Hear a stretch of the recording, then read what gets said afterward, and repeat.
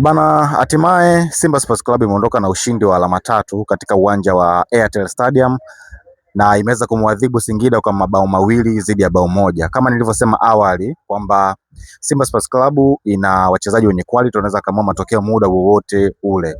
Lakini pia mechi ya Singida ikiwa nyumbani dhidi ya Simba Sports Club haijawahi kuwa mechi rahisi. Ni mechi ngumu sana sana sana. Singida amempa test nzuri sana Simba Sports Club, lakini mwisho siku quality imeweza kuamua mchezo huo. Na kama nilivyosema kwamba Singida na Simba Sports Club wanapokutana katika mechi za hivi karibuni ni lazima wafungane. Ni kwamba lazima Singida apate goli, Simba naye apate goli. Yaani GG inatoa sana. Na leo imeweza kutoa ni kwamba mabao 2-1. Mchezo ulikuwa mzuri sana. Singida aliingia na approach nzuri, lakini Simba pia aliingia na approach nzuri. Lakini mwisho siku mwenye quality kubwa ameweza kuamua. Sasa kabla ya mchezo huu kuna matukio nje ya uwanja yameweza kutokea. Ni kwamba masaa machache kabla ya mchezo kuweza kuanza, ni kwamba ni TPLB, bodi ya ligi, waliweza kutoa mkeka, na moja kati ya wachezaji muhimu sana wa Singida Black Star taarifa zikatoka kwamba ameweza kufungiwa michezo mitatu na amepewa faini milioni 5. Lakini ukiangalia Matthew Tegis ni moja kati ya wachezaji muhimu sana katika kikosi cha Singida Black Star.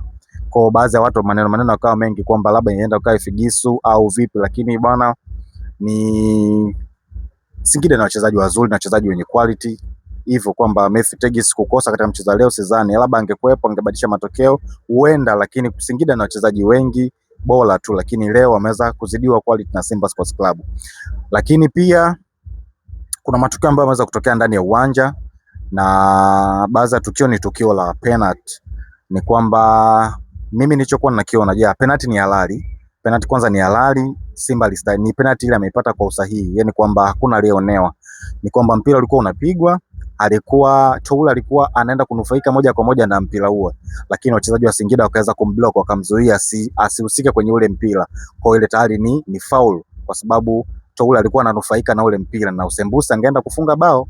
Kwa hiyo baada ya kumchezea vile, ina maana wamemzuia, wamemfanyia obstruction, wamemzuia kwamba asiweze kunufaika na ule mpira. Kwa hiyo ile ni clear penalty. Lakini tatizo ni moja, ni kwamba kwa nini referee anaenda kuangalia peke yake na anatoa maamuzi, ila sisi watazamaji hatupewi mrejesho kwamba kwa nini ni penalty? Yani kwa nini imeamuliwa kuwa ni penalty? Mwanzoni walikuwa wanatoa na mrejesho kwamba ni penalty kwa sababu ni 1, 2, 3. Lakini sasa hivi hawatoi mrejesho. Ni kwamba kama unaona leo tukio limetokea, refa akaenda kama akazoom kidogo, akaongea na kocha, baadaye akaamuru ni clear penalty. Kwa hiyo tulikuwa tunatakiwa na sisi mashabiki pia, watazamaji wadau wa soka, tupate mrejesho kwamba hii ni penalty kwa sababu fulani fulani fulani, tujidhihirishe, ili hata kama tukitoka nje ya uwanja tunajua, hatuna doubt. Kondo hivyo. Lakini kwa upande wa pili, Simba anaendeleza pale pale alipoishia kwenye swala la kadi nyekundu. Simba anapata kadi nyekundu mfululizo ya 3. Ya kwanza ilikuwa Duchu, ya pili Ibrahim Jabil, na leo Anthony Mligo anapata kadi ya 3 nyekundu mfululizo. Ni kweli ile ni clear red card, maana Mligo alinyanyua kiatu kile, alihatarisha maisha ya mchezaji wa Singida. Ni hatari sana, yani ile ni hatari sana. Kwa ni clear red card.